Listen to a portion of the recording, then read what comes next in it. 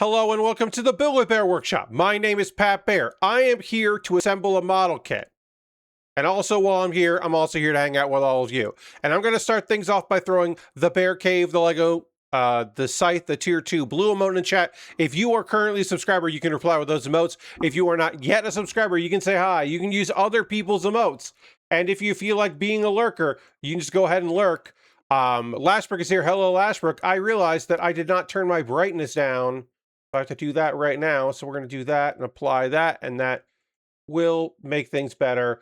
So basically, what the deal is that I have a preset for when I am streaming without using my overhead lighting, and then I have a preset for when I'm streaming with the overhead lighting because it washes out my face. So I take the brightness down a little bit on the webcam. But when I'm not doing that, like I did on Tuesday, which is the last time that I streamed, I don't have that light on, so then I can be fully bright. It means that I'm a little darker than I would like to be, but it compensates okay, because otherwise I get really washed out. I hate how that looks. We are currently at 26 subscribers. The goal is to get to 30. I shut up about the number of subscribers I have when I hit 30. So we are on our way because we are at 26. If you would like to become a subscriber, that would be great. If you would like to gift a sub to somebody in the community, you could do that. You could do it anonymously or take credit for it. I should go and see if there is some dumb promotion happening here. There are occasional promotions that are happening that I am not aware of unless I go to my actual Twitch page. Does not seem to be the case. Okay, so that's right. Okay, good. Right now it's not happening because I am not streaming vertically. So they don't have the overlay about streaming vertically. I am set up to, if I wanted to, I could stream both horizontal like I am here and vertical and be properly set up for your phone. Now, I don't know how to make that necessarily look good. Let's go over camera. So I guess what it would be is if sorry. Well, that's fine. I got an email. I thought it might be a reply to something that I sent out. It is not that. So sorry, I got distracted. I guess I would set up that, like, if I was going to do a vertical, I would have me here, like I would put me like here, and then above me would be like a square of the build surface, as much build surface as I get, and I would do that. I think that's what I would do for vertical. I don't think my streams would be great vertically. They might be. I think if people want to watch me on Twitch, they should just turn their phone. They should just, instead of having this and then there's like the image and then me, they just do that. And then it's just this. I think you should do that. I don't know. Even if, like, a thing that I want to remind people as I start to work on this kit, and we'll talk about it as I'm building it. A thing that is important for people to know about my streams here is that I am on Wi-Fi right now. I am using a Wi-Fi booster to boost my signal to the router. And like my internet is fine. My upload speed is not great, but it's something. Look, if I could be wired, I would be wired. I'm wired for the month of February when my folks are out of town, when I move all my gear out of this room. Beyond that, like, I'm just on Wi-Fi, and I have no idea if I could upload a steady enough thing to basically have the vertical and horizontal view. I just don't know if that is feasible. And I kind of, what do I want to say here? I'm interested, but not enough to do anything about it. That's what I'll say. I don't want to say I don't care, because that's rude, because there are people out there that I'm sure wish that I had the vertical format option. I don't know how many of people that would be, but I would love to give people options. I think I should say that. I would love to afford people options when streaming and give them the options of how they would like to see what I'm doing. I should say that. So, like, in that case, man, I wish I had more options for people. That would be nice. But I don't know if it would be feasible. So I have to figure it out, is what I'm saying. You know, if I could increase the amount of people that have the ability to see me and what I do, that would be nice. Be nice to have more people be able to enjoy my streams and hang out. Like, that sounds good. That sounds nice, but I don't know if it would be a thing that I can pull off. I can definitely do it in OBS. I can set up the OBS thing where I have like these sources and then I shift how it looks, and they're all, the preview monitor is the same and it looks as fine as it does. I know some people don't like that because they have OBS set up with chat. Like, I could, if I wanted to, instead of using the dashboard, which gives me the chat, I could just have the chat like next to my OBS. I could just do that. And when you use the vertical, you're getting 2 previews, and it might not look that good that way. But that's not a thing that I necessarily am worrying about because I don't stream that way. All right. So that went in like that. I should say what we're working on here, huh? I should probably say that. This is the Atlas Gundam. This is from Gundam Thunderbolt, which is a manga that later got an OVA. I'm not the biggest fan of Thunderbolt per se, but I think this model kit is cool. The Atlas Gundam was designed for underwater combat. It has a big dumb weapon, which I like. It's got a big shield. The shield can become like a raft bottom, and the sub legs, because they are attached to the back of the kit, the big pontoon things there, can come off the legs and attach to the shield to become like a raft, basically. Or they can go underneath the feet for flight mode, which feels silly to call it that, but that's what it is. This is a goofy model kit. It is goofily designed, in my opinion, and I'm a big fan of it. So I did pick this up. This is a kit from, let me see, when did this come out? This came out in 2017. I swear you've built this before. I haven't built the Atlas before. I'm 99% sure I didn't build this. I don't know what you're thinking of, but now I'm second guessing, but like, so looking up, yeah, I didn't build the Atlas. I definitely built a kit from Thunderbolt before, and maybe that's what you're thinking of. But I don't know. I actually don't know what you are, Lashbrook, which kit you're confused with, because I've never built the Atlas before. I have built things from Thunderbolt. And I have built kits with big... Now, normally, a kit like this would have... I would say, one of my favorite things, I love a kit with a big, dumb backpack. This does not have a big, dumb backpack because they're attached to the leg. They're sub-legs, which is also its own silly thing. But yeah, I have not worked on this before. Oh, I guess, you know what? There's one other place I can look. I can go to... Because not all of my archives are on my VOD channel, because I never deleted and moved over my old VODs off of my regular YouTube channel when I decided, oh, I should have a VOD channel. Way too late. I should have made that decision from day one, and I didn't. Let's see. Yeah, no videos. None of my videos on either of my YouTube channels have Atlas in the title before. So that's... If you're ever wondered, Pat, how do you keep track of what kits you've bought and built? The answer is I used to have a Google Doc, and then it got overwhelming and I stopped doing it. And then I just started to cross-reference. I used to cross-reference on Twitter and search my own Twitter archive of tweets. And then instead, now what I do is I have 2 locations I look at on for my YouTubes and see if a title appears. As far as I know, I have only on purpose built kits more than once. I have rebuilt a kit for my anniversary of streaming. My anniversary is coming up. That was last year that I did that. I'm not doing anything for this year. I will probably again. Was this the year? Well, hold on. Wait, let me see.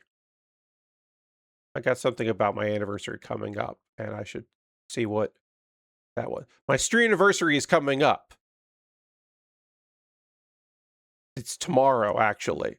Oh, it's my affiliate anniversary. That's right. Okay. My affiliate anniversary is August 22nd, 2017. That's right. That also is the affiliate anniversary, not my anniversary of becoming a streamer, which was like a month. It was less than a month. This is my 9-year anniversary. So I need to yeah, that's the affiliate one. We set that up as the 22nd. What I need to do is next year I want to do something. For my 8-year, which was obviously last year, I did I built the first kit I built on stream.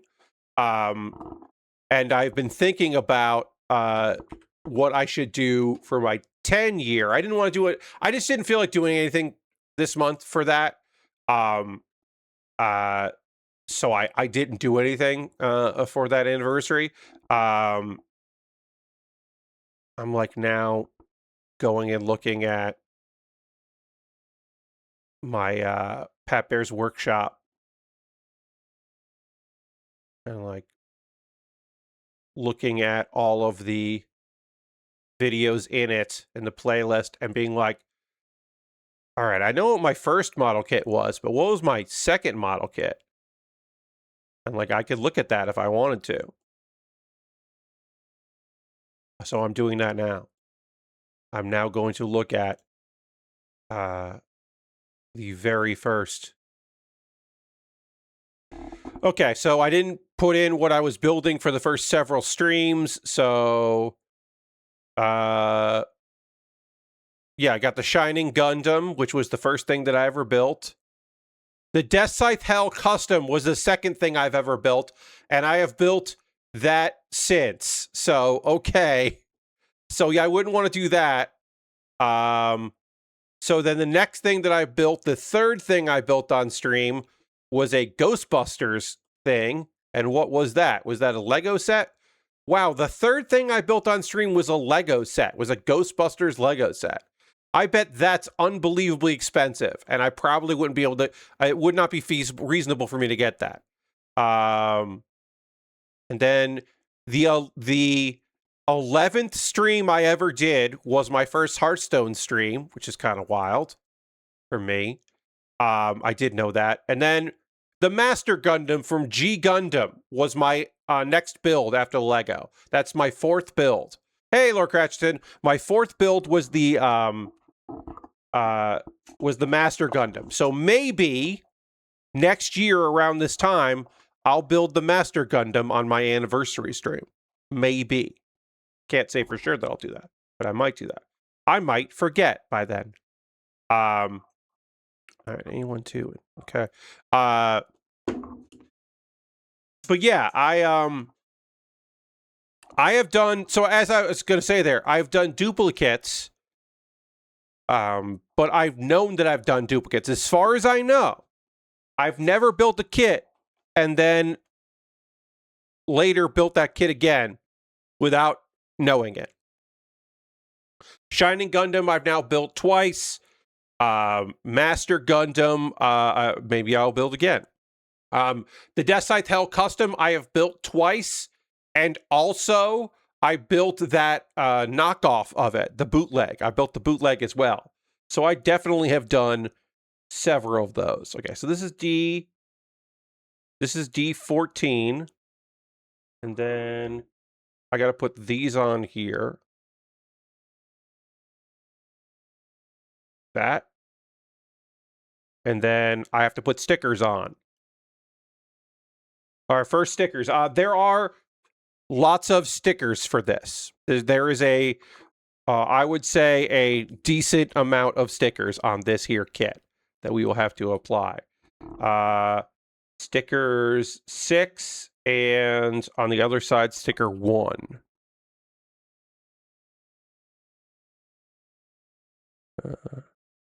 Yeah. So I got to apply that.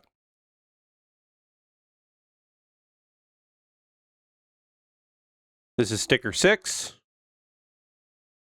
And then that just goes like that, yeah. Yeah, all right. Easy enough. Don't mind if I do. And then the other side is sticker 1. Over here. There we go. Sticker 1. Gonna do it the same way. Nice and easy, everybody. Looking good. But yeah, I hope I don't ever accidentally buy something again. I mean, it's bound to happen, right?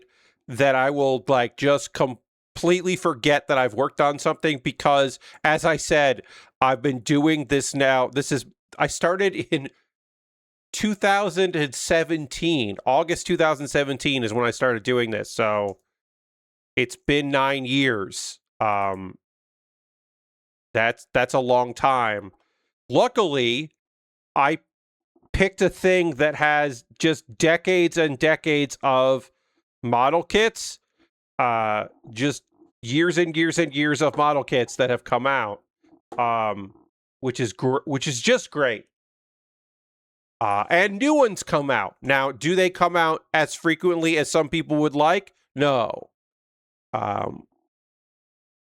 Oh, also, when I say that I haven't done duplicates, I'm not talking about variants because I have built a master grade Epion and I have built a real grade Epion and a high grade Epion. So I've built an Epion several times and I will build another high grade Epion when that HoloLive X Gundam happens. I will get the Mori Calliope Epion, and I will build that because that Epion colorway looks fucking fantastic. And I think, as somebody that does not purchase merch like that, the idea that the first bit of merch that I will ever purchase for HoloLive, if that's part of a Gundam crossover, that feels unbelievably appropriate, right? Like, I don't think there's anything more appropriate than that. Like a Lego set maybe would maybe be more, but like if the first thing I do on stream here that is in any way related to HoloLive is build the Gundam that it has the colorway of Mori Calliope, that feels right. Let's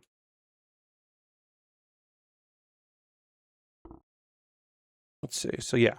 So I don't know. I don't know when those are coming out. I'm waiting for I have notifications on a few things for like when the news breaks about that. I've got a news thing on that.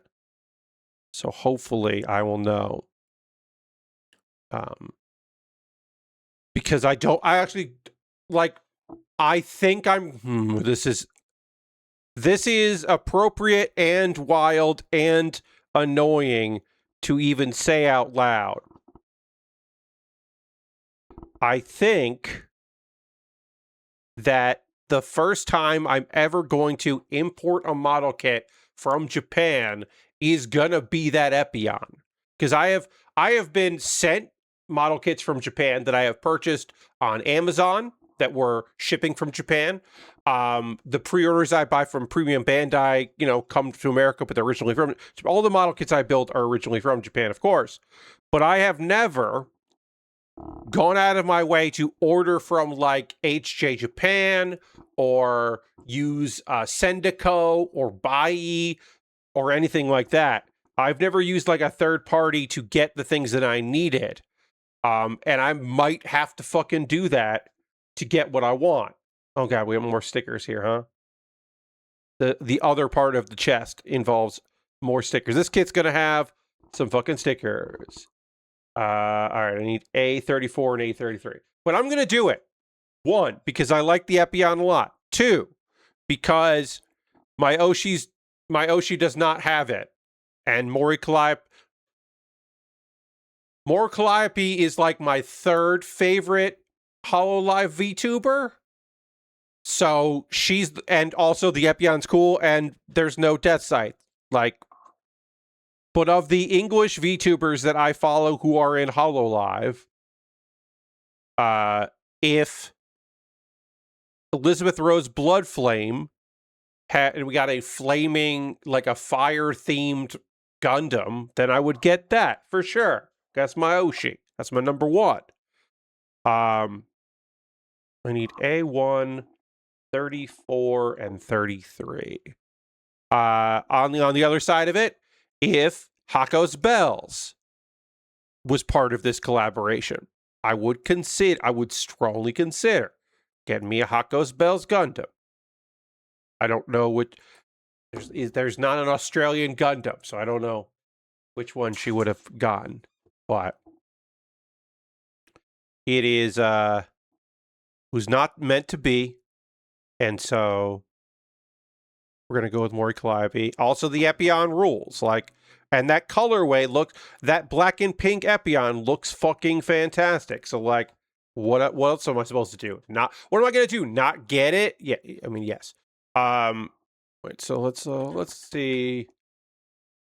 X Gundam, and this is the second collab with them, second wave.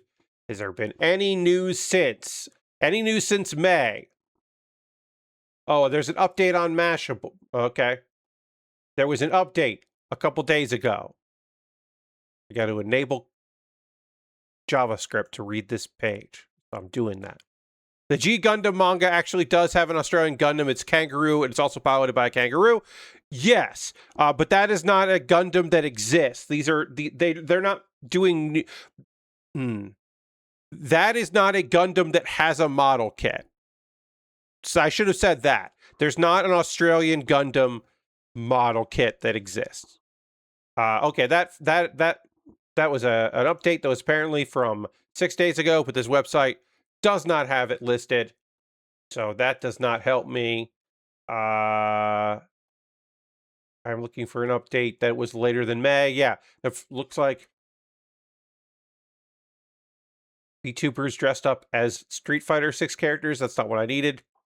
All right, looks like there's not been any updates from any website that is reputable, which is frustrating. Yeah, some place had a thing. Updated new visuals, and that page is gone. So, no. I would love more info on when that's coming out. It does not seem like there has been any updates since May, which is frustrating for me, the guy that would Look, I also could get the Destiny Gundam. The Iris Destiny Gundam is pretty good. I don't want to dissuade anyone I don't want to make anyone think that, and I have a lot of respect for Iris, as she has made, she's getting a whole album of Eurobeat songs out there, and then introducing a whole generation to the loveliness of Eurobeat. Dave Rogers, the man that made Initial D its success with his incredible tunes in English that does not make any sense. Mr. Deja Vu himself, Dave Rogers, is on an Iris song. Also, yes. The Subaru Gundam Wing is real good. That the yellow and orange on the wing is good. Don't get me wrong. But nah, it's that black and pink Epion. I gotta get that shit. I just don't know when it's coming out. It's so frustrating. I want it. Very annoying. Very annoying for me personally. That I don't get it right now. A lot of respect for Iris, as I said, but I don't want her. I don't want her Gundam. All right. So this sticker has been applied. We still have so many more stickers to apply as we build this kit, including the parts that are going to go on this thing. It's fine. Let's see. Hey, breaking news. This came out literally this afternoon. This is late breaking news here. 6 hours ago, it has been reported that Dave Bautista is going to be Kratos in the Amazon Prime God of War series. You may remember that Ryan Hurst, the original actor for the role, got injured, and then they were delaying filming because of that injury, and then they were like, actually, fuck this, let's just replace him, because we only shot a couple episodes, which is fucking crazy. So Bautista is taking over the role, but Dave Bautista is going to be Kratos. There was rumors of him being offered the role, and it seems like that has been accepted, and he's doing that thing. Also, a reminder that the kid, Kratos' son, they've already announced that he'll be recast between season 1 and season 2, because they're planning to do 2 seasons at least, and they want to do a time jump, and they want it to be more than the kid will just naturally age, which, don't tell me that. What if that kid is the best part of the show?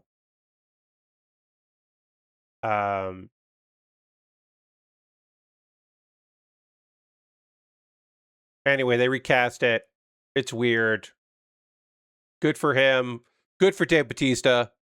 That it sucks for him he can't age faster. I guess Lord Gratian. I mean, they could make him look older. That's not a fucking problem. It's just weird to even announce that. Like, don't announce that. I don't know. So much of this production just seems weird and bad.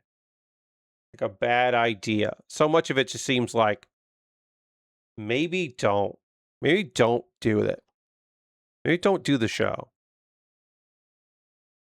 Anyway, I don't know. I hope Dave has fun with it. I want nice things for Dave Bautista. So I hope he has a good time making it. And I hope that he also does not suffer a horrible injury that will require surgery and mean that they recast him again. Look, if Dave Bautista also gets hurt, they gotta just cancel that thing. That thing is just like a wash. Just take the tax break on the loss. Like, don't. Also, they'll all be fucked if they hurt Dave Bautista. So that's breaking news. There's some like good gaming news and some like not so good gaming news. We'll do some update news first. Hey, if the reason you were not going to be buying South of Midnight, when South of Midnight came out, if you said that game looks cool, but I don't buy games from Microsoft, like Microsoft published games, like, and I'm not going to play that. If you buy that game, you're not supporting Microsoft anymore. It is now official.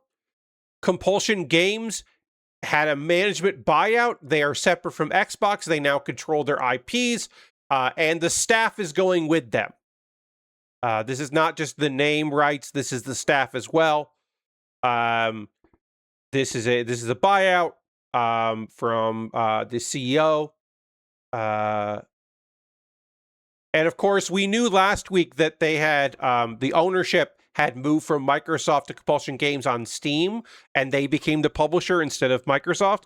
And they didn't make any comments then, most likely because they were in the midst of this whole thing.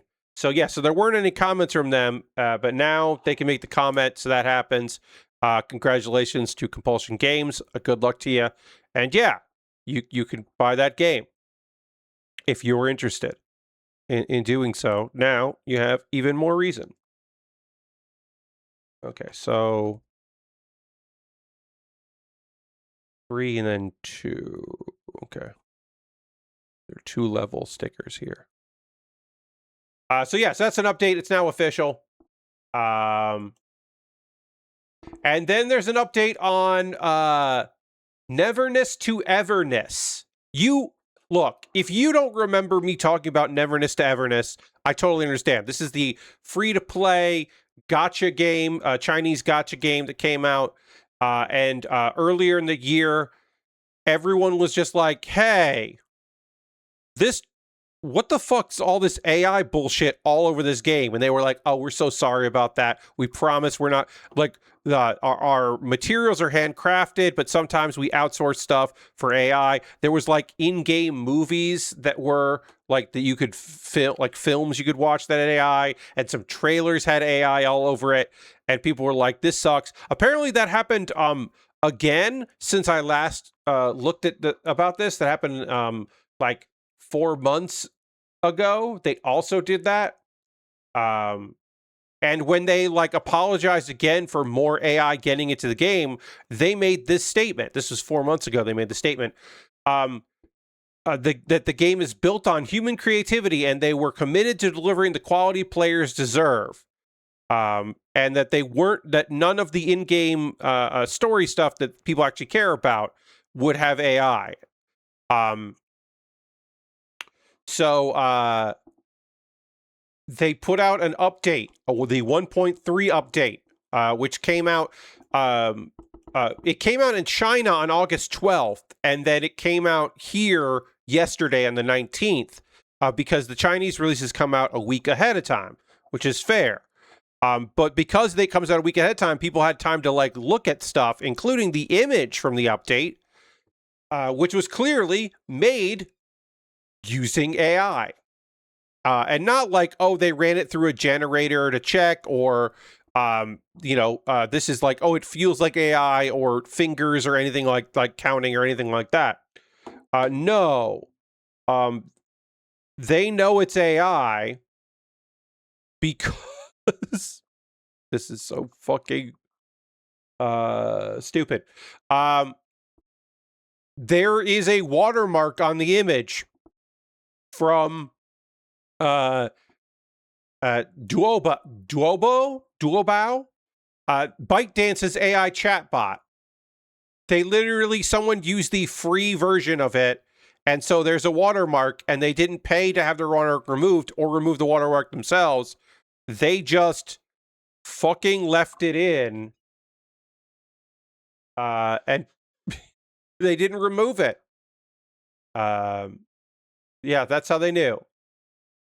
And of course, that isn't part of the story, so they didn't lie 4 months ago, but also it's just crazy. I can't believe there was another AI thing with them that I missed, and but I'm glad that I found out about this one. They continue to be exactly who they say, who they say they're not, but it's pretty obvious at this point. It's just like, come on, what are we doing here? It's either, so the things you can make from that are either they do not care, they just do not care at all, which seems like the most reasonable thing you can take from that, or they are lazy, right? Like they had like a third party make this image, and nobody checked it to like actually see if they were like actually concerned about that, which again, I do not think they are actually concerned about that. So at all, they don't want to get yelled at. That's all it is. And you know what? Honestly, that part's fair. I also don't want to get yelled at. I would love to not get yelled at for things. But also, if I get yelled at for shit that I'm doing, it's like, well, yeah, I mean, I did do that thing. Like, there's a reason that it's like, oh, yeah, okay. Like, yeah, I mean, even when I fuck up, I don't want to get yelled at. But, like, sometimes you got to sometimes you fuck up and people are like, hey, this is the part where I get mad at you. It's like, oh, yeah. Yeah. One more update. Oh, two more updates, and then some fun stories. So there are people out there like, we'll scroll back, wheel back a little bit. There are folks out there that take the end of physical media very seriously. The games that are like, oh yeah, we're only going to do digital versions of it. They don't like that. And to those people, I say, like, yeah, I mean, yeah, that's your, if that's your vibe, that's your vibe, right? And there are also people out there that say, hey, I respect all of the people that are currently in legal, the union members of Rockstar, the fired former employees who are suing them and dealing with that. And it sucks. And I'm not going to buy GTA 6 because I feel shitty and solidarity with union members. To which I say, yeah, if you don't want to buy that game because of how they treated employees, particularly union members, I think that's your right and it's totally okay. Now, if that's your personal choice, that's your personal choice, and you do what you want to do. If you're saying we as a collective, that people as a collective should boycott it and shouldn't buy the game, then I encourage you, if that is your stance, like that is a stance to have, you're free to have that stance. But you should, when discussing boycotting something, you should look at the people that and see what they say about it, right? You should look at the people who are looking to who are currently suing the former employees. And they are saying, don't worry about a boycott. If you want to support these folks, you can buy a shirt. If you want to help support them in their legal actions, you can do that. So this is the IWGB, basically are saying, hey, we're not asking for a boycott. If you love GTA but hate union busting, don't boycott the game. Support our legal battle instead. And that is what they're saying there. If you still don't feel comfortable buying that game, or you had no plans to buy the game in the first place, you can also support the devs if you are so inclined. But yeah, they are basically saying like, hey, like, yeah, like, don't worry about that part. Which is fair, completely fair for them. But yeah, that is a thing to take to now. Sometimes there will be people that say like, like, hey, yeah, let's cancel your subscription.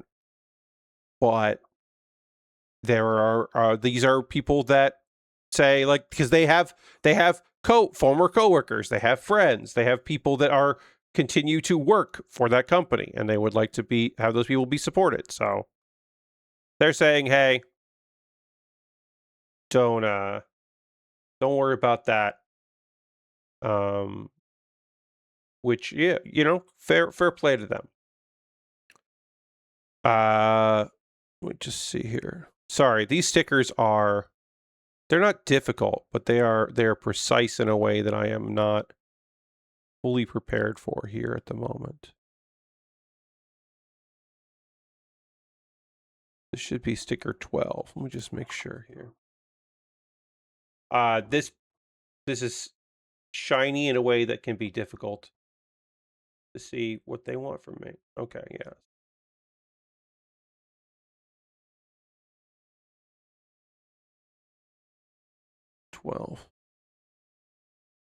$12 goes around here.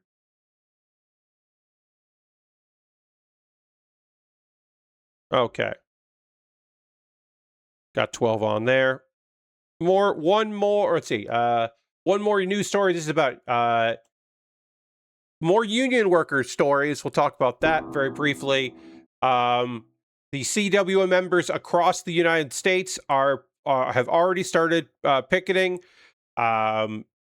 Microsoft. So this is a actual action that is happening right now across the country. This is unionized game workers have been outside Xbox studios across the United States and Canada to protest the massive layoffs. There have been Save Our Devs rallies in Austin, Dallas, Seattle, Rockville, Hunt Valley, Montreal, and Minneapolis. They had one in July. These are going to continue. These are not walkouts, but these are continuous pressure to put, you know, just to put it mildly.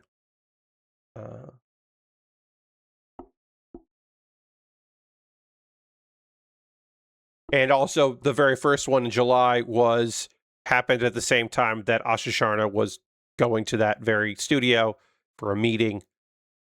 So it made a lot of sense for that to be the first one. And now they're happening more. Well, hopefully they'll get some press and some support. All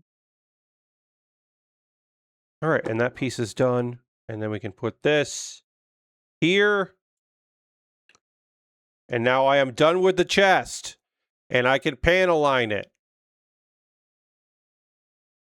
Whoops, that's not on correctly, is it? Yeah, it is. Okay.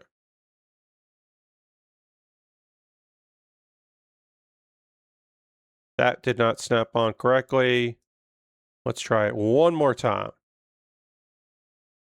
There we go. Okay. All right. I'm going to pan align this a little bit. It doesn't need much. It's just some of the off-white pieces I want to hit with gray. And then we can move on to working on the head, which is one. Ooh, the head is only one sticker. That's pretty good. That's all right. That ain't bad. Just the eye stickers. Great. Love to see that.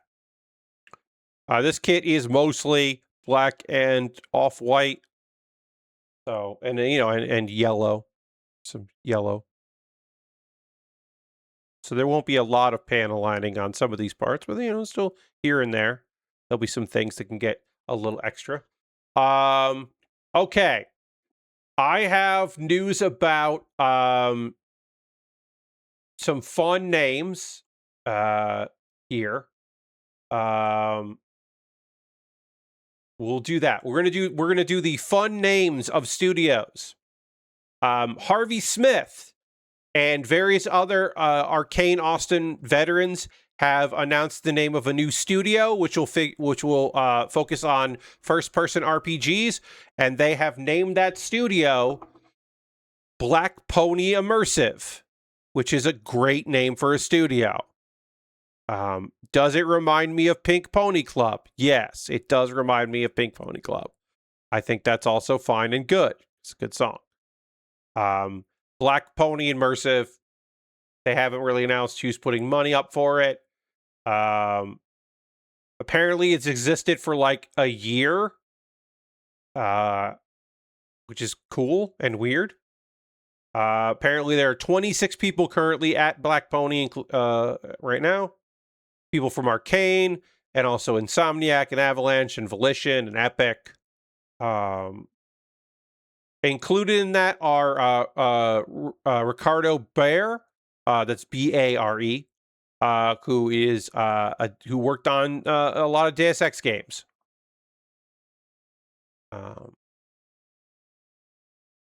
Yeah, seems cool. They'll make games that will be awesome and a lot, and I might not play them, but good for them.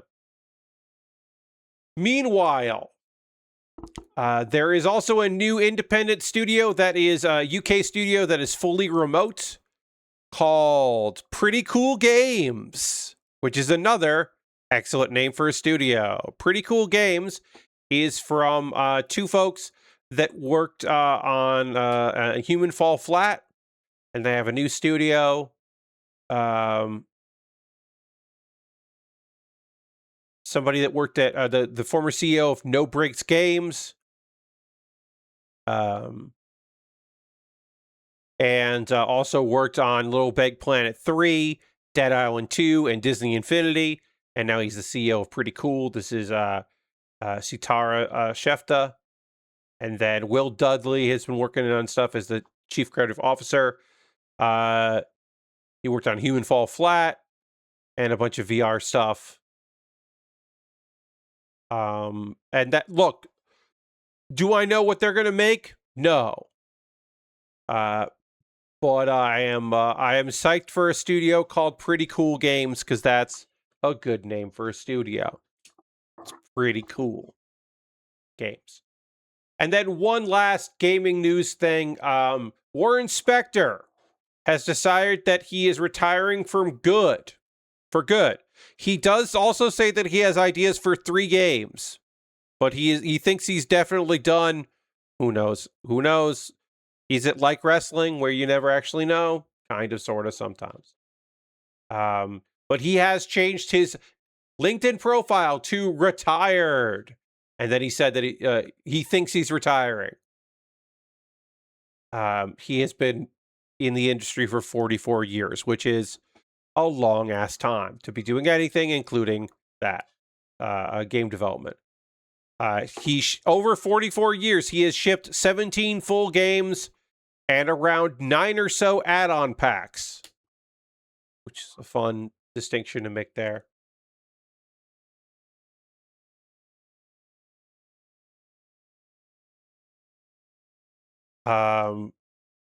And he expects to keep on writing and reading books, do some lectures, and maybe even do a little consulting here and there. But he has mixed feelings about it, is what he had said.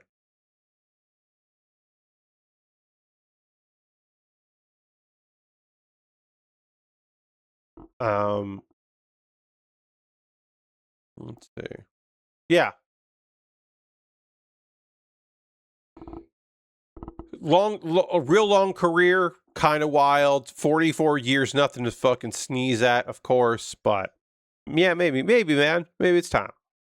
Maybe it's time. All right, let me get before the pause for the cause, which is in a couple minutes. Let me get the eyes on this face here. Get the eye sticker on. It's the only sticker I got to do on the face. The waist, I don't think has any stickers.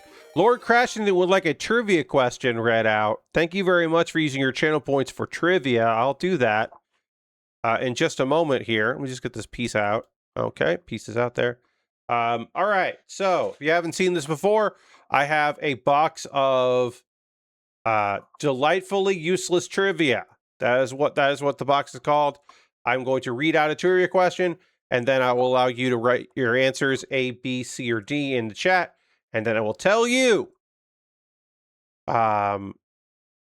Okay, so the category is better safe than sorry. It is questions about famous apologies and or bank robberies. So it's either a question about an apology or a bank robbery. Better safe than sorry.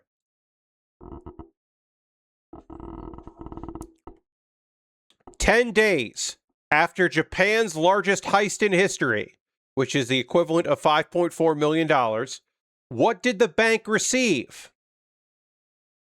All of the money back. That's A. B. A bouquet of flowers. C. A treasure map. Or D. A thank you note." I'll let you in chat think amongst yourselves there. Write out your answers. 10 days after Japan's largest heist in history, which is about $5.4 million, what did the bank receive? All of the money back. A, all of the money back. B, a bouquet of flowers. C, a treasure map. Or D, a thank you note. Lord Crashington thinks D. Thinks the answer is D, that they got a thank you note. I'll give a moment to see if anybody else wants to answer. If anybody else has an answer for this, they're more than welcome to throw it in there. I'll give it a little more time to see if anybody else has an answer for this trivia question. Also, because Lastwork says I was going to say D, so I'll go treasure map instead. Let me get this sticker on and then I'll answer this question, which is obviously incredibly important. The sticker is important, not the question. Getting the sticker on and right is important. Okay, I'm going to poke this down so it stays.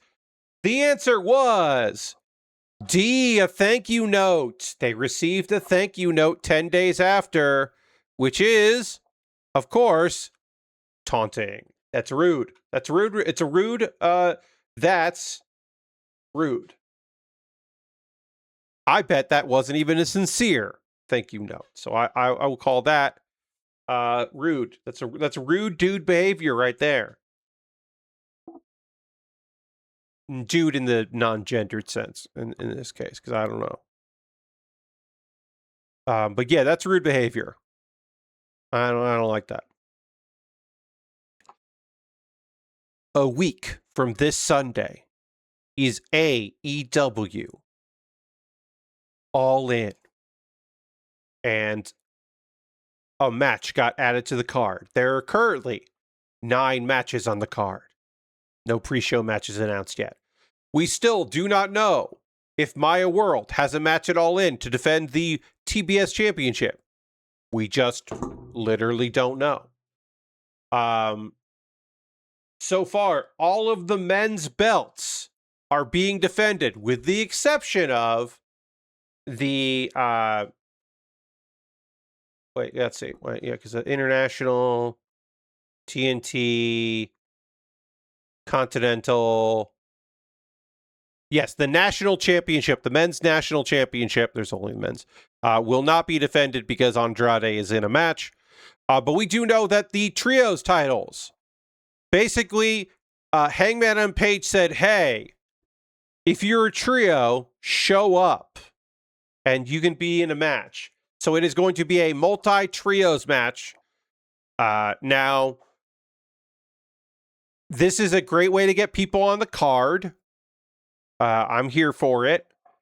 I think that'll be cool. There's a growing number of people that assume that because Swerve Strickland keeps talking about having, I can do, anybody, I can do that. There is, of course, conjecture that, that he is going to show up with the New Day, which is a weird choice because he is a heel, and it'll be weird for them to come in with him. But, they like him, so maybe he's not a heel, but he is a heel, so who knows?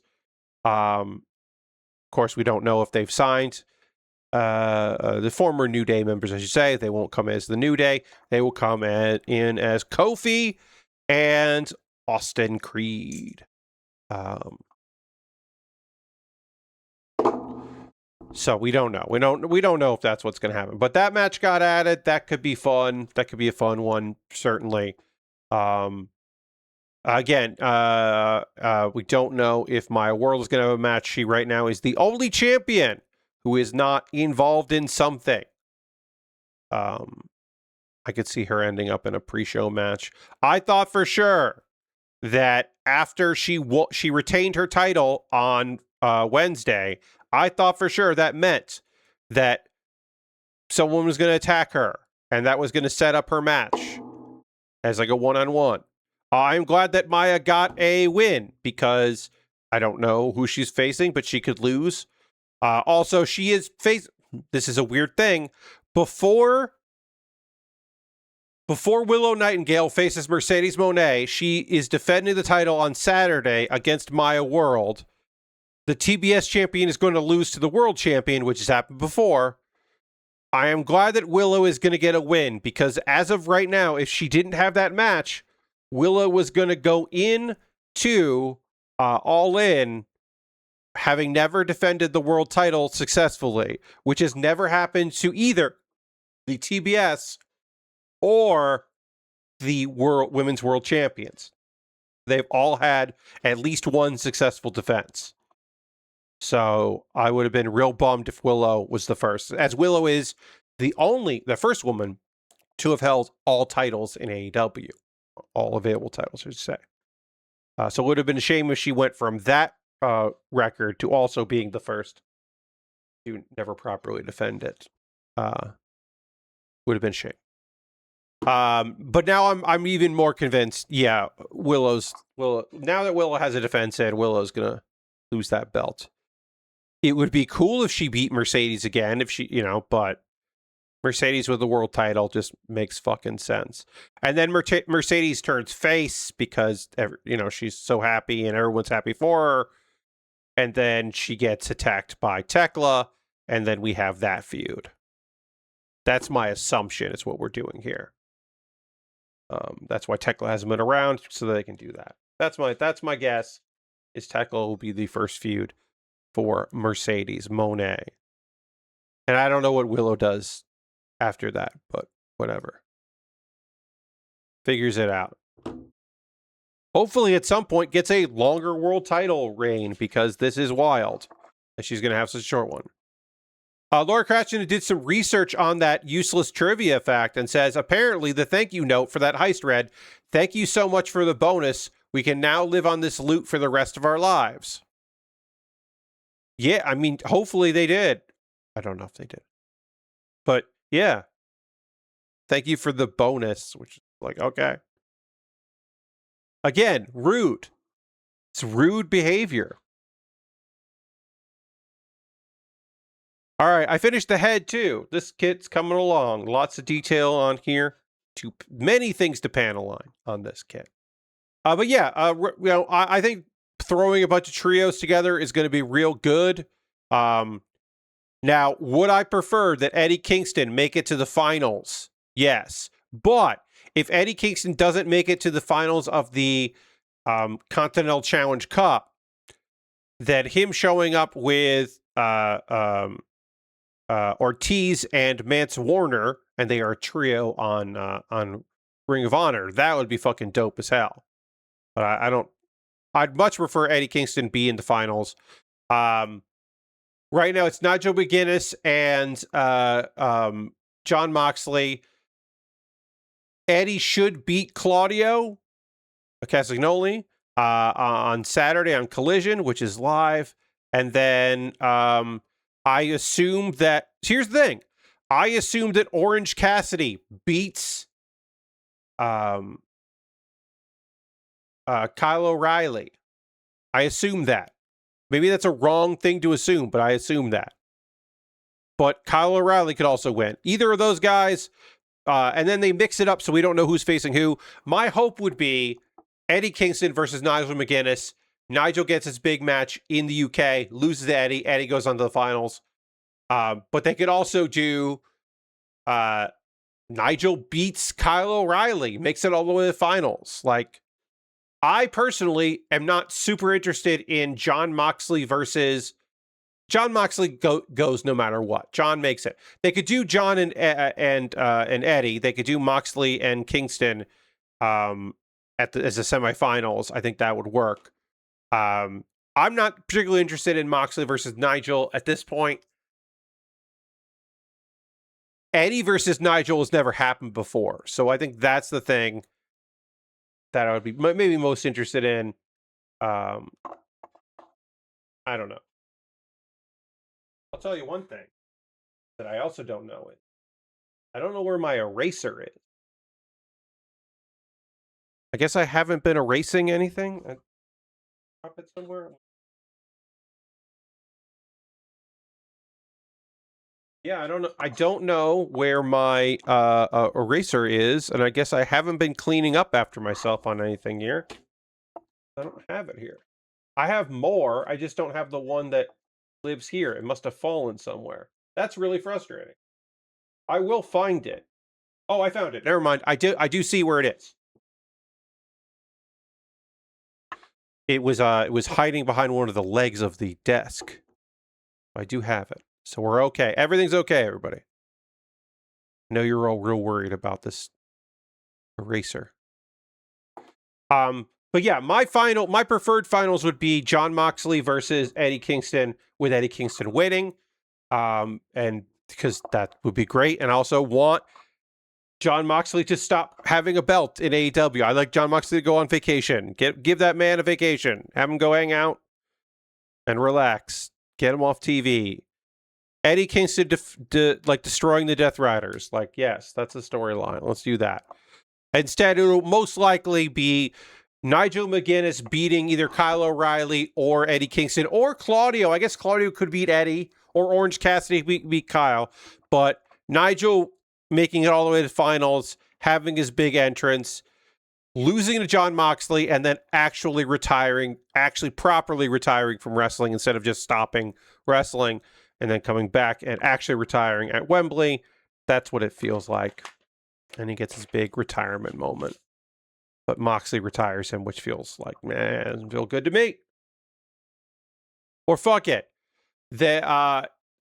Moxley's not going to lose before it's over. I want that. I want there to be a Continental Champion who doesn't make it to the finals of the tournament a year, the end of the year tournament or that tournament. You could do Claudio versus Moxley and finally the Death Riders turn on Moxley like they teased months ago. Yeah, I mean, I think Moxley losing to Claudio, like, I'm just convinced they won't ever kill that faction. They're just going to keep fucking doing it. Because I think that AEW likes it, which sucks and is a bummer. But I think they like that faction, so. But here's the thing. Lashbrook, for that to happen, Claudio has to beat Eddie Kingston, and I don't want that to happen. I want my boy Eddie to continue to do shit.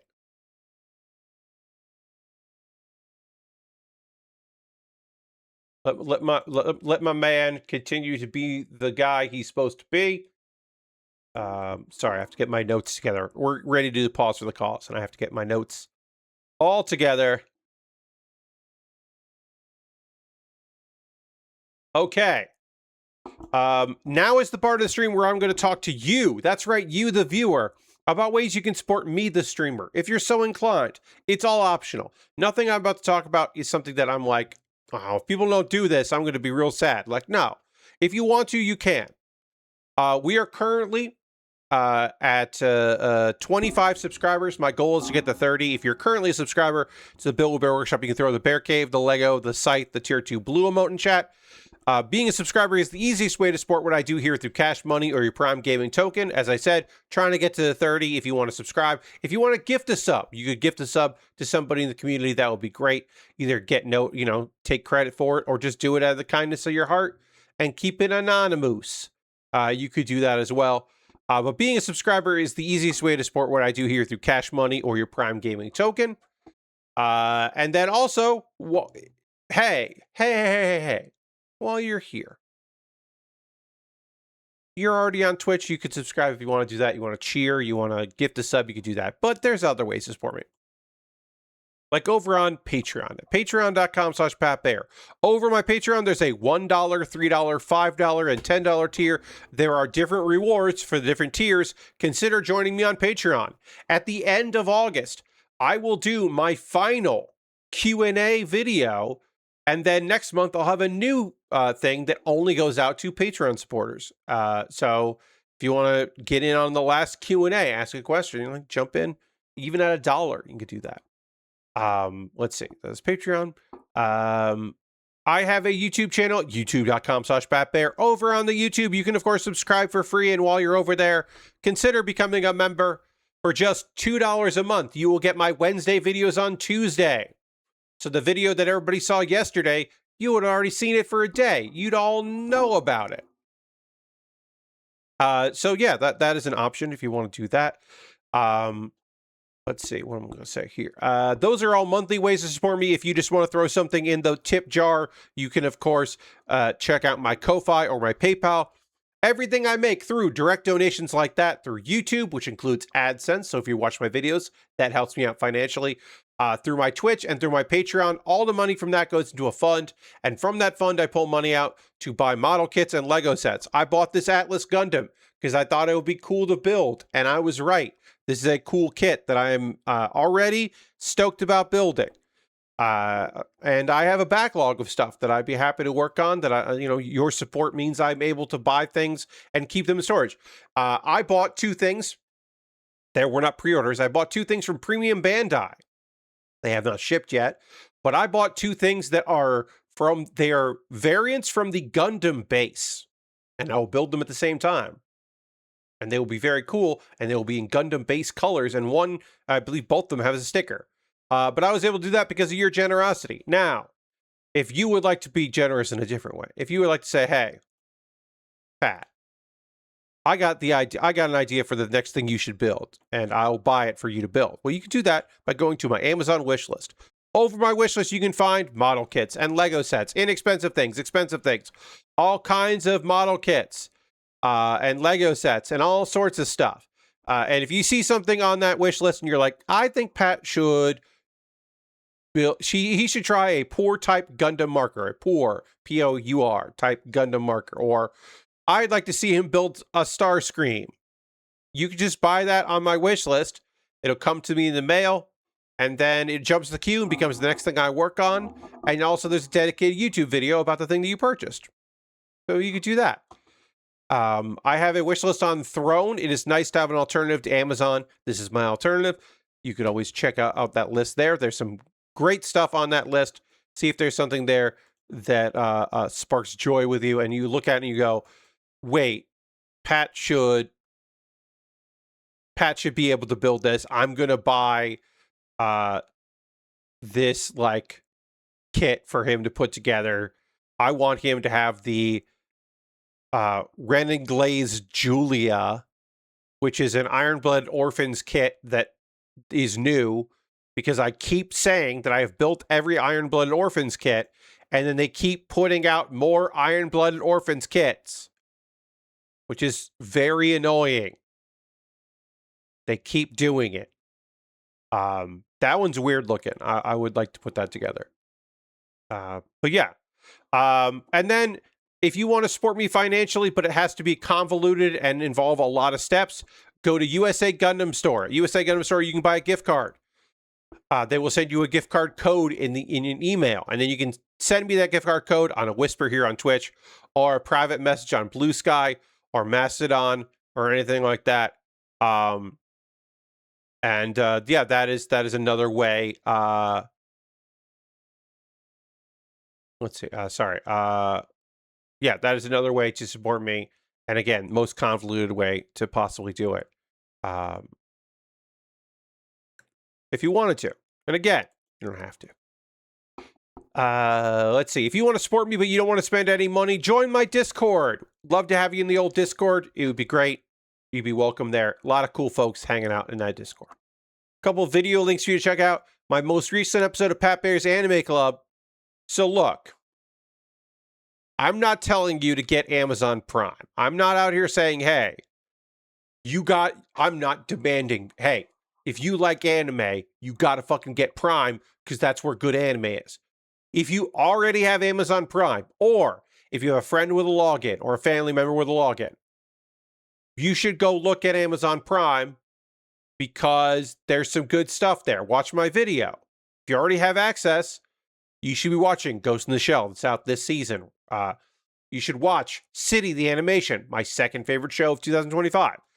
I list a bunch of them. I go through a bunch of shows. I even include one that used to be an exclusive and now is also on Netflix. So you get a bonus recommendation. But these are all things that are only on Amazon Prime. And if you like them, you should watch them. There you go. Let's see. The other video link that I want to share with you is Kuma Baer is my weekly anime recommendation series. And all this month, I have been recommending chill anime, the chillest of chill anime. And not all chill anime has to be like a slice of life about a bunch of young ladies doing stuff. There are a lot of those that are very chill. There could be an anime that is about a bunch of chill boys. And that can also be good. Like the anime Play It Cool, Guys. Let's Play It Cool, guys. Which is a really funny series about a bunch of dudes that the thing they have in common, they're different ages, all from like high school to working adults. They're all very clumsy, but they don't want you to know about it. They want to play it off. They want to play it cool. And that's the fucking premise of the show, is these boys and men who are clumsy and keep almost falling over or falling down or breaking something. And then they like try to play it off. And the people around them know they're clumsy and they don't mind it because they like them.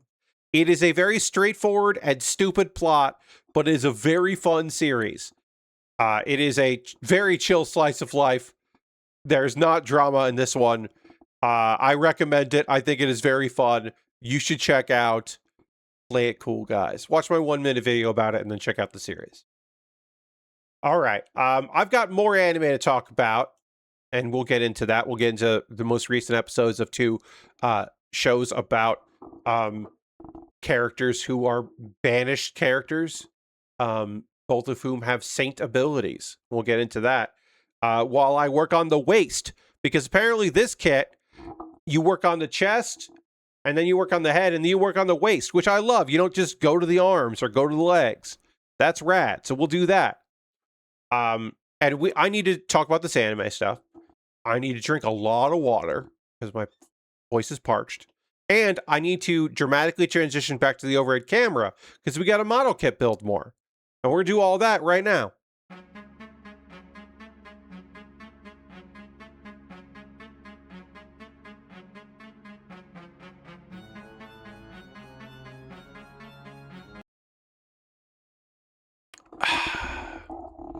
All right. Let's see. Okay. So next thing we're going to be doing is working on the waist. We're going to work on the waist of this kit. Get this thing together. And we're going to talk about some anime. This waist apparently has no stickers. It just has a bunch of pieces, which is great. We'll love that. Love to see that. 120. And we're going to talk about the Oblivious Saint can't contain her power. The next episode of that, episode 8. And then we'll do episode 7 of The Forsaken Saintess and her Foodie Road Trip in Another World. This is a long title, but it's a good show. These are both fun shows. I'm enjoying them. So, we found out that the high-ranking member of the church at the former place that our main character, Carolina, lived, probably killed the previous saint. Certainly seems like that happened. And there was no proper murder investigation. So now it's like, hey, find evidence. Shit's afoot. Also, our girl, Carolina, is probably going to go through the steps of being declared an actual saintess, which means that there has to be a bunch of things for that and challenges, and it'll be a whole ordeal, but she wants to do it. And then, meanwhile, the younger sister, Flora, who set up this whole thing with her being banished, her sister being banished, is pretty much figured out like, oh shit, yeah, I'm never going to be an actual saintess. But I'm going to get my fucking revenge. And it's like, what revenge? She didn't do anything to you. You've been awful to her your entire life. Just like, let that shit go. What are we doing here? All right. So, they're getting ready in front of a bunch of nobles to propose that the country they're in become a holy nation so they can have their own saintess. So that they don't have to deal with the fact that the country wants Carolina back, because they'll be like, well, if we're a nation that keeps if we can be one of the holy nations, then they can't ask for her back. That's basically the idea. Sorry, I don't think I'm doing this right, and I want to make sure I do it properly. I don't want to fuck up. This is correct. This feels right. This feels correct. But this piece, I can't tell which is the right way to go. Is it this way or the other way? This doesn't. No, this feels right. Okay, yeah, maybe that feels right. No, it doesn't feel right. So then we'll flip it over.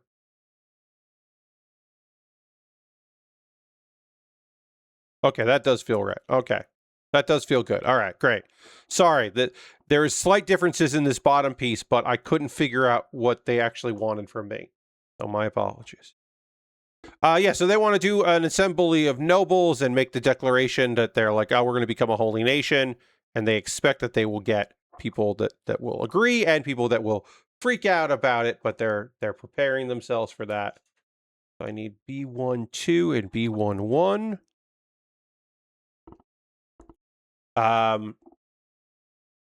And they,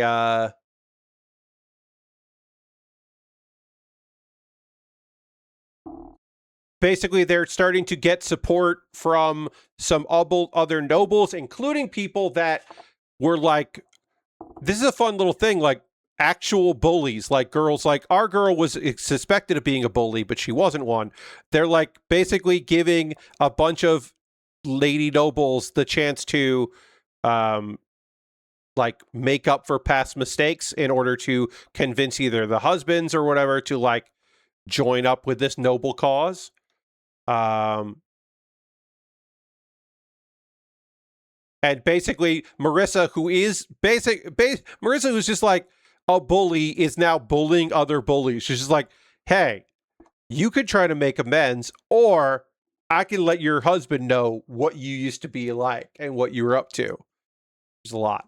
And that could cause them to have lots of problems.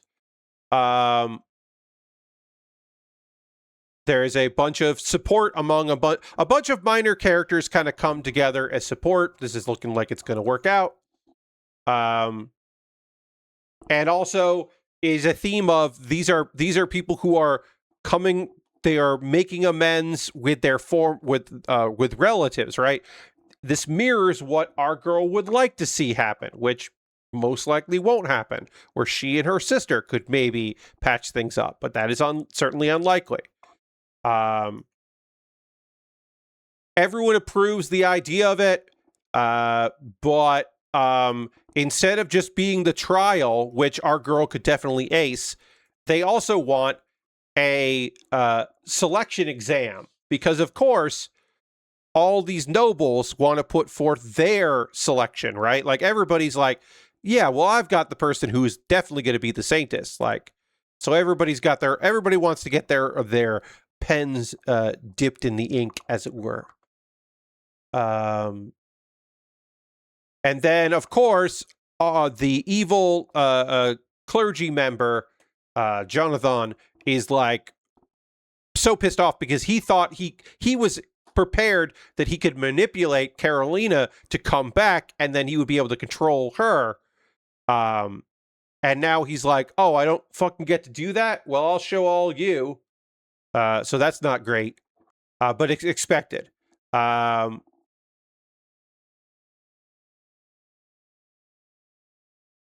So Monica,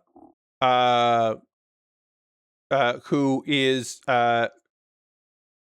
like basically like is a rival. She thinks she's a rival to our main character. She is not. She is a minor supporting character, a minor hindrance, if anything. But Jonathan basically is just like, hey, I will give you this. This will increase your mana by so much, and all you have to do is make sure that Carolina does not become the Saintess. You make sure she's in the Saintess, so she has to come crawling back to me. And Monica's like, oh, also, hey, just so you know, just so you know, they're investigating you. And she's hoping that if she becomes a Saintess, she can marry Gilbert, the next king, and everything will be fine. And this is a stupid idea on her part, and it's all going to blow up in her fucking face. And meanwhile, Jonathan is preparing to use even harsher medicine on another noblewoman to have a backup plan. But it looks like the Inquisition is moving to arrest him. So he might not get the fucking chance. He might just leave a powered-up lady who has no real reason to do any of this stuff, but probably will. And then maybe learn an important lesson along the way. Who knows? Who knows if she will learn a lesson at all? But yeah, we're setting up for like the end of this arc into like the next one. My assumption is I don't know if we're going to finish the selection, but we'll like get pretty close to finishing the selection exam stuff and the trials, and then probably set up for like the next story, because I've been farther in the manga than this. So I know kind of the beats of what's going to happen. Good story as it's going here. We don't get as much time with this of them being cute, which I enjoy. I enjoy, the character who was banished having a good time. But there's shits happening and a murder investigation happening. So like, it's not all roses here. They got some important stuff to deal with. I am done here with the waist before I get into the next anime that I want to kind of go through my notes. But I just wanted to quickly panel line this, and then I'll clean it up, and then I can attach the waist. Let me just see. I don't think there's anything special. Yeah, I can just attach the waist now. Very simple. Lots of good, black and gray on white. It's like a little bit of this lovely yellow here, this gold, kind of offset things. Good color scheme. And this goes, wait. That doesn't go like that. What am I missing? Did I miss a step? Did I miss a step here on the chest? Let me look. That goes like that, that goes like that, that goes like that. Did I miss something? That looks like that. And this, oh, wait. Oh, this folds down. I missed a step.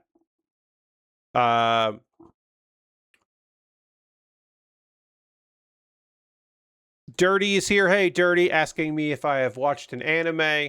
Which name? I'm like, wait, have I been watching this one? I have not been watching that. I have not been watching the Ryla Kuma. I have not. I would like to see it. I just haven't. Yeah, that is an anime shorts. It looks very cute. I just have not checked it out. Yeah, no. Also, hi, Dirty. Welcome. Yeah, okay. So that piece had to fold down, and I didn't do that. Okay, that makes sense, and that's how it locks in there. Great. We now have a waist here on our kit, and we can move on to the arms, which we can start doing at the same time here.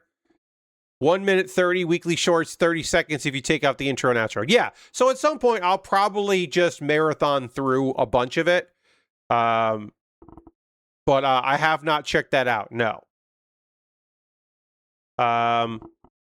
Okay, now I can work on the arms. I can do a lot of this at the same time. There are, unfortunately, some stickers, but they are these stickers, and they should be hopefully fairly easy to apply as we work on the arms here. But I will do that as I tell you about episode 7 of The Forsaken Saintess and her Foodie Road Trip in Another World, which is on HIDIVE, and it is fun. It's a good time with this one. Our girl Rin, who got summoned, they think by mistake. She's unaware. She's the actual Saintess, but she got dismissed, and because they didn't understand what her RV powers were, which are very OP. She's got an endless supply of food and supplies inside of this RV that can also be invisible, and she can make stuff and also naturally makes food better. Of course, just in general, she is the ultimate support for any kind of dungeon exploration and the like. And then unrelated to that, she did meet a cool little cat fairy who was actually the core of a dungeon and decided, or a dungeon guard, and decided, actually, I want to stop doing that and hang out with all of you. And now she is a less powerful cool monster friend, but she can hang out with them.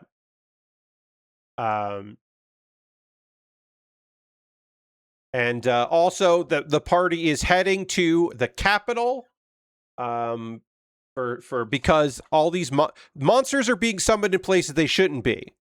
And they think it might be not because of Rin, but Rin being summoned might be connected to what's going on. Meanwhile, we find out the capital is being run. That is where Vile is from, our demon friend, and his half brother is the person in charge of the capital, and so that is apparently not going to be great. There's going to be some shenanigans there, and we'll find out more about that in this very fucking episode. As I get ready to make these arm pieces here and then deal with some fucking stickers. Okay, so I need 8 here, 13 and 12. 12 is the long one, 13 is the smaller one. All right, so they go shopping for ingredients because they gotta eat. Rin is excited about all of the food items there in the capital that they don't have, that she hasn't seen other places. So she's out there. It's Rin, it's the cat, Goma, Misa, and of course Vile. And Vile is very much like, oh, this is prep. They haven't made it to the capital yet. They're just getting some food. He's definitely uneasy about traveling and going to the capital, and Rin can acknowledge that. They go and meet Lent, it was a character they have met previously, and they go to the church that he works at, where they meet Leon, who is a lion man, and part of Lent's party, and he is kind of an asshole. Immediately, he is immediately an asshole, and then he's like, "Oh, I'm supposed to be. Oh shit, I should be nice to these folks." So that's not great. Rin makes a meal, and actually, while she is cooking for them, kind of comes up with an idea to improve it using local ingredients, because throughout this, she's been making a lot of stuff. Like, this is one of those shows where it's like, hey, you know what's great? Japanese cooking. Japanese cooking is fucking rad, and everybody loves it. And they kind of like, in this show, that certainly is the case, but also she's starting to recognize that, like, oh, you know, I could make variations with the local stuff and even improve it. She does that, and that draws the attention of course, the orphans that live at church. And they want to try and see what's up. We also meet Raya, who is the head priest, and the head priest is fucking stoked about what Rin can make, because that is, again, a big part of this is, let's spend a lot of time with Rin talking about ingredients and preparing food, because she loves that shit. Which, nothing wrong with that. I also love that stuff. I also love shows like that. I mean, that's why I'm watching this one. Let's see. They receive a bunch of gifts for Rin cooking a meal, which she doesn't really want to accept, but she eventually does, because, you know, you got to show goodwill. And then they go to another restaurant, because they didn't really get to eat much because they got busy cooking for everybody else. So they go to a restaurant to eat. And Rin strikes up a conversation with the restaurant owner in order to try to purchase the fish that they were served so that she can prepare it. And then they meet up with other people from the party. There has been, apparently, while they were cooking food and eating food, there was another monster attack. It's getting more frequent. Zenon bought some stuff. They eat again, because of course because not everybody else got to eat Ren's cooking. This is like the third meal in the show, but it still works great. And they get a request to deliver some documents, which on their way to the capital. And so now we know that they're off to another place on the way. They're going to go to a guild, because they have to travel to the capital anyway, so might as well do a request along the way. And that's the episode. Not much happened. It was a lot of food and a lot of introduction of characters that might be important and might not be, and a lot of cute interactions with Rin and Vile, which is one of the reasons to watch the show. If you were watching the show for the cool action scenes, they were not in any in this episode, and there might not be for the rest of the season. I assume there will be some more fighting, but probably not a lot of it.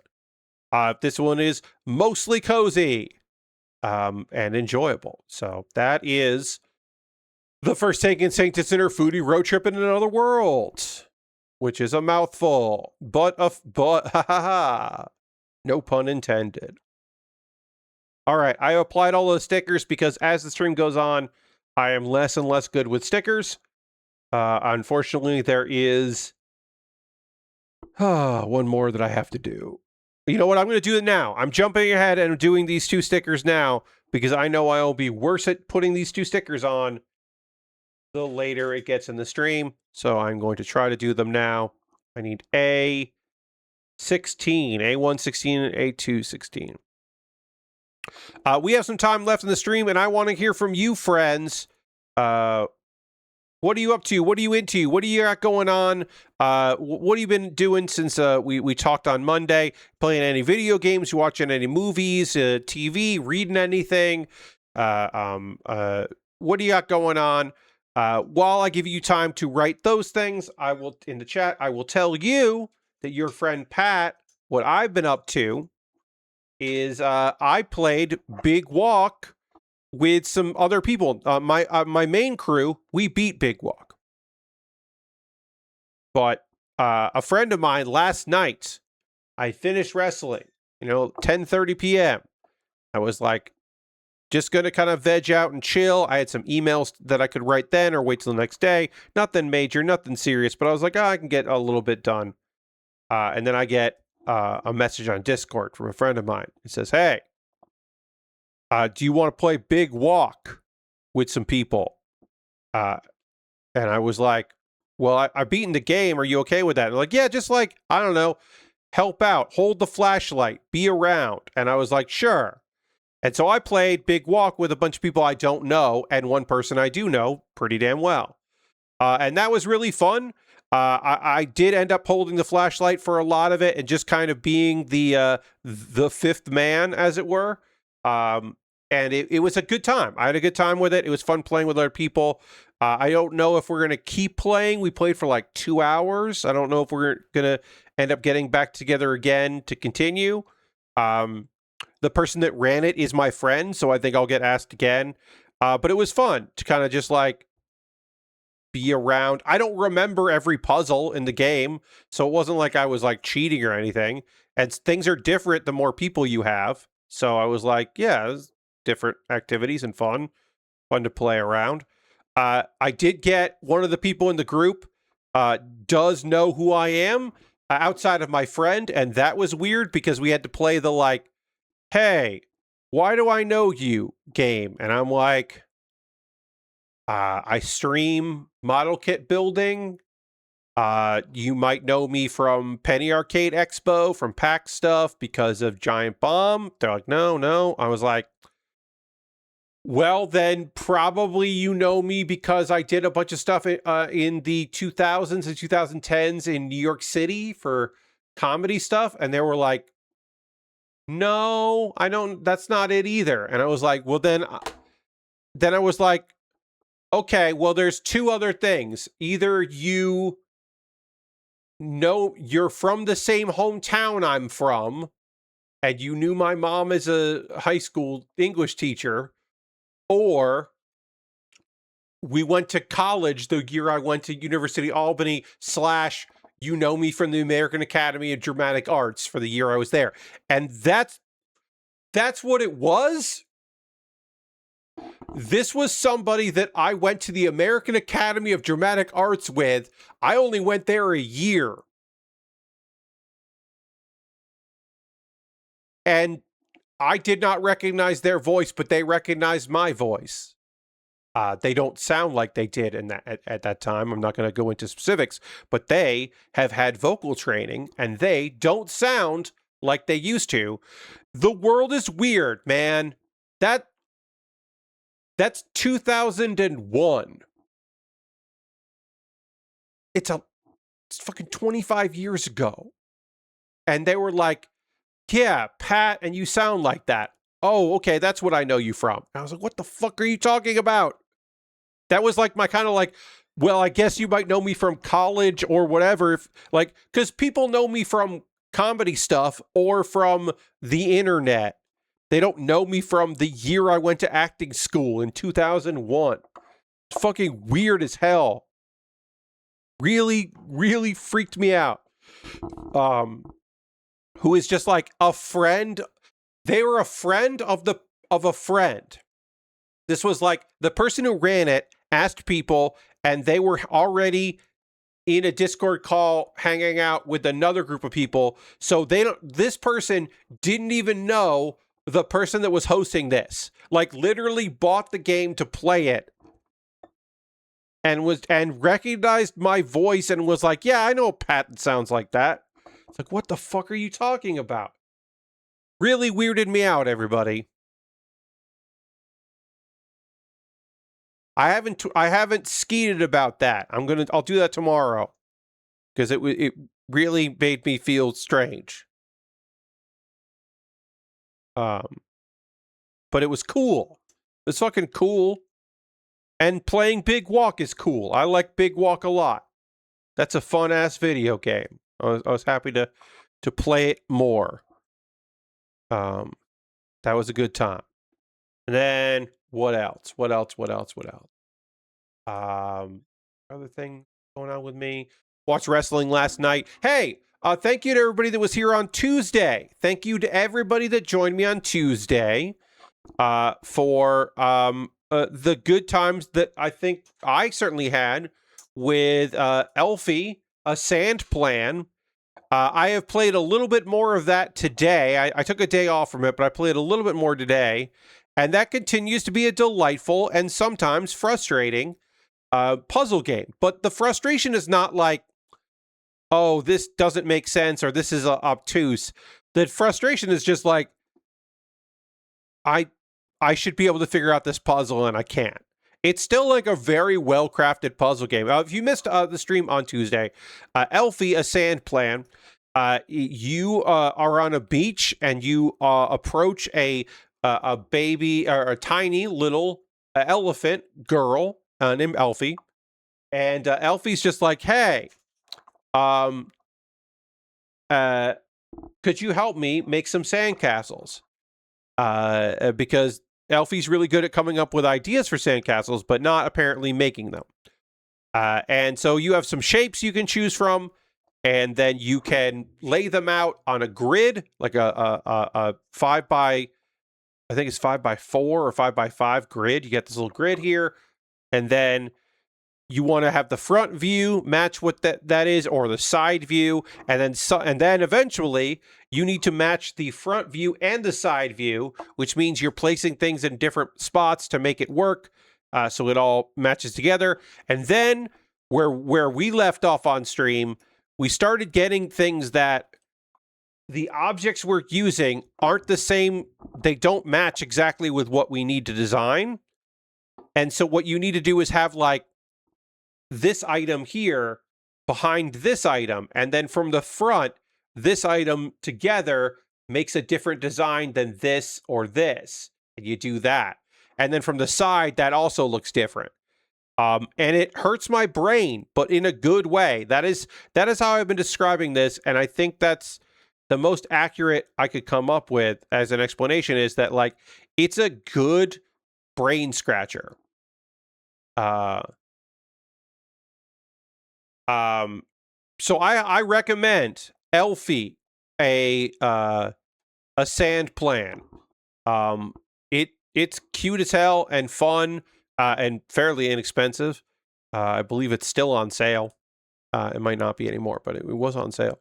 So I recommend that if you were looking for a fun puzzle game, which again, kind of fucked with my brain, but in a good way. It was like I don't think I would ever stream it again unless they do some big updates.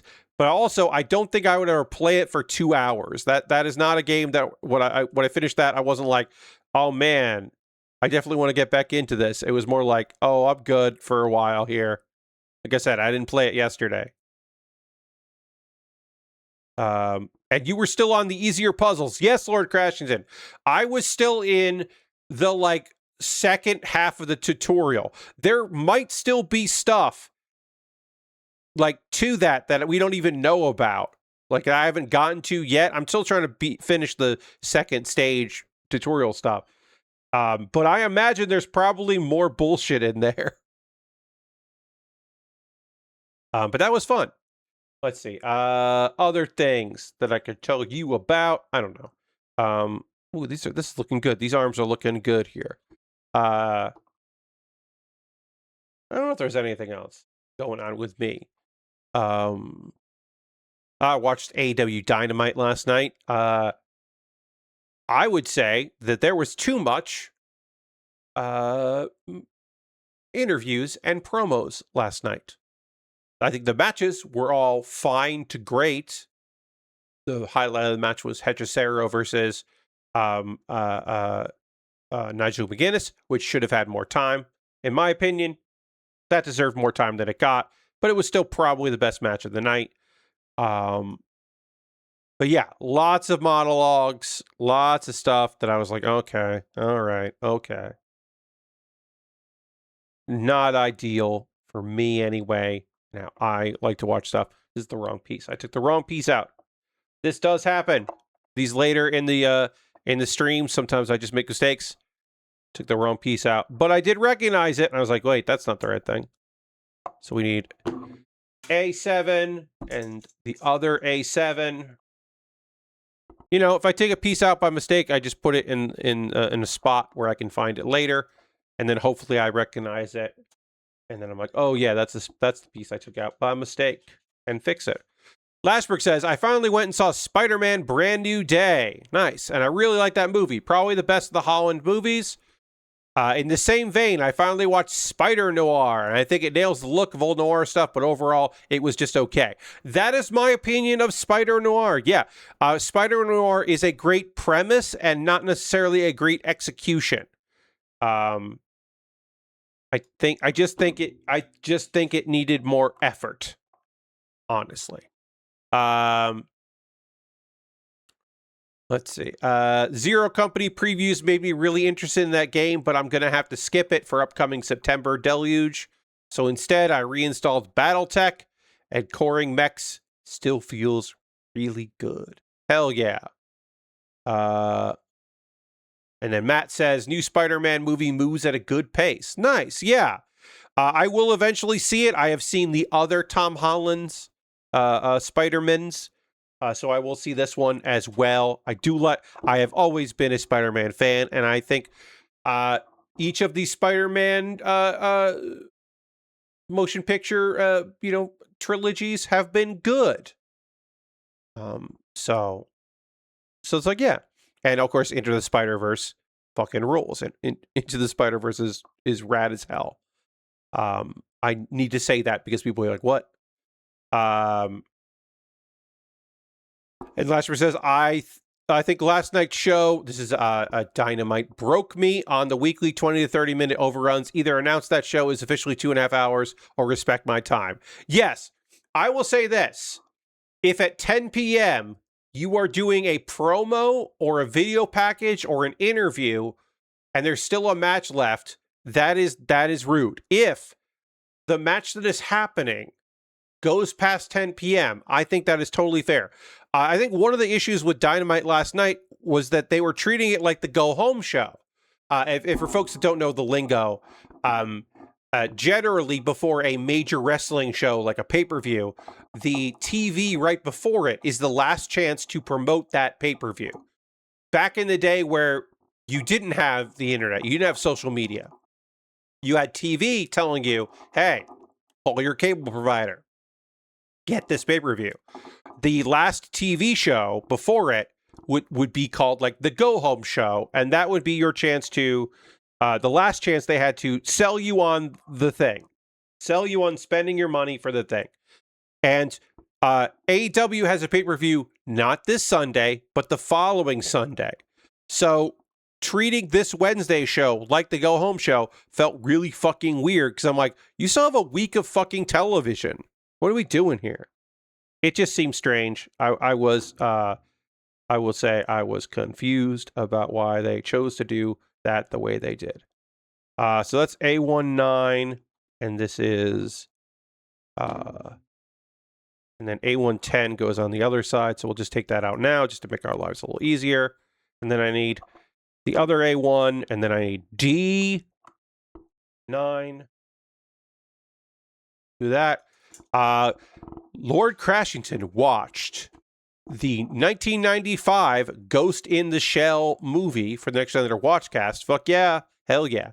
That was pretty good, especially for the breakneck pace it has to deal with its big problem in about 80 minutes. I mean, like, look, I understand it's been a long time, right? That movie is old. So it might not feel in the moment of you watching it, the groundbreaking of that animation, the fluidity, the pacing of it, the music, the physical, the feel that you get probably doesn't, it probably doesn't like really hit as hard as it did at the time. And it's okay that it doesn't hit you that hard because you have context for many things. But just know from your friend Pat that movie, that was a movie that just like hit really hard and really like messed with me at the time when I saw it, which wasn't in 1995. I saw it on VHS probably 2 years after that, or maybe a year after that. I don't know. But like when I saw that, it was still fucking like, holy fucking shit. What am I watching right now? It still felt like incredibly impressive. The third generation VHS copy of Akira that I watched was also like, oh, holy fucking shit. Those still like felt incredible when I saw them, even on bad copies. You know, it still felt like, oh, wow, this is something special. I'm watching something like incredible. More Crescent also says, also watched Burn After Reading for Netflix, for Nextlander, which was chaotic and fun and also moves at a fast pace. Yes, Burn After Reading does have some oomph to it. Brad Pitt's playing such a stupid, silly character up until his exit from the movie. Yes, Brad Pitt is having a really good time in that movie. It seems like, anyway. Yeah, Burn After Reading is a classic. I have not rewatched that flick in some time. I don't know when I would rewatch it, but it probably bears a rewatch in my future. At some point, I should probably go check that out again. I don't know. I don't know when I would do that, but I would probably do that at some point. Let's say some point. I did like Vinny's joke that his body would fall apart the same way as the Major when trying to open up that tank, but much faster. Yes. Yeah, I have not listened to them cover that.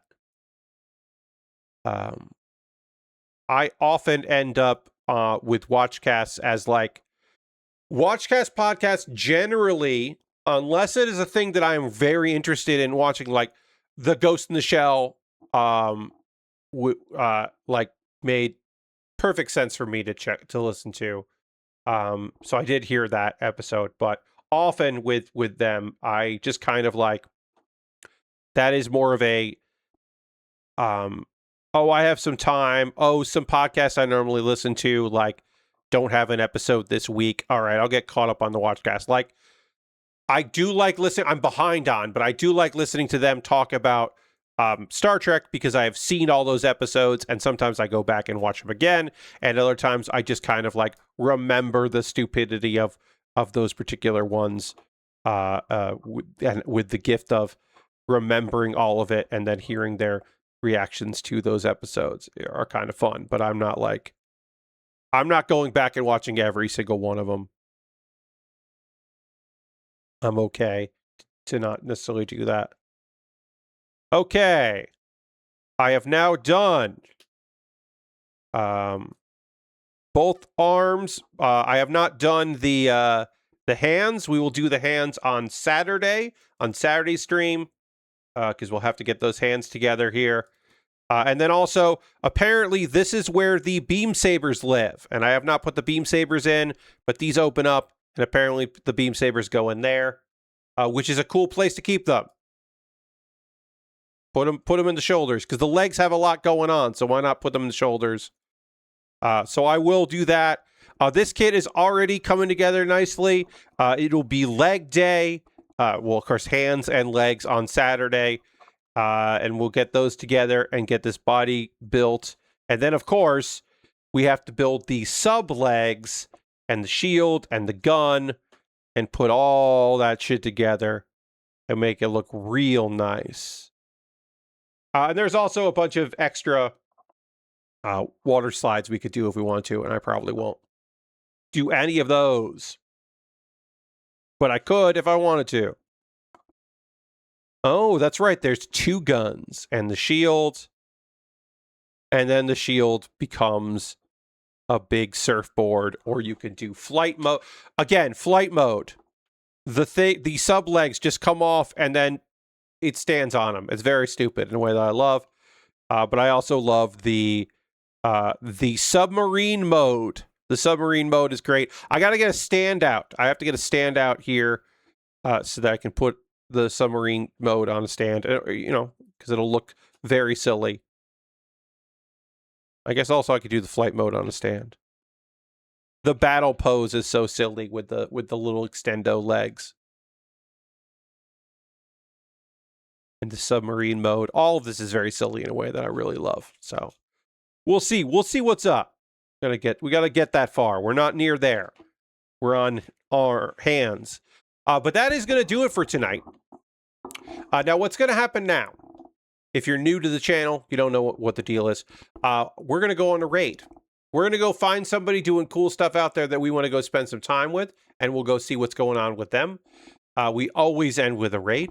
And I'm going to see who's doing some things and things on a Thursday. What is going on here? Okay, no. They literally are wrapping up, so we're not going to go do that.